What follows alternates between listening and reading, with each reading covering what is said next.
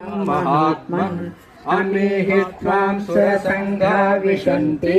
केचिद्भीता प्राञ्जलयो गृह्णन्ति स्वस्ति चुक्त्वा महर्षिसिद्धसङ्घाः स्तुवन्ति त्वां स्तुतिभिः पुष्कलाभिः रुद्रादित्या वसवो ये च साध्या विश्वेश्विनो मरुतश्चोष्मपाश्च गन्धर्वयक्षासुरसिद्धसङ्घाः वीक्षन्ते त्वां विस्मिताश्चैव सर्वे रूपं महत्ते बहुवक्त्र नेत्रं महाबाहो बहुबाहूरुपादं बहुदरं बहुदंष्टाकरालं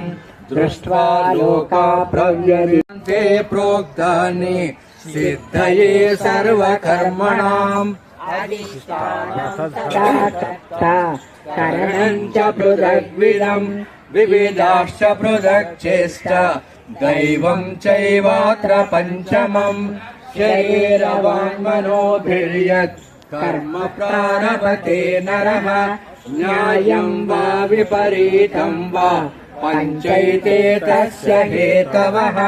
तत्रैवं सति कर्तारम् आत्मानं केवलं तु यः पश्यच्च कृतबुद्धिः आत्मसम्भाविता स्तब्धा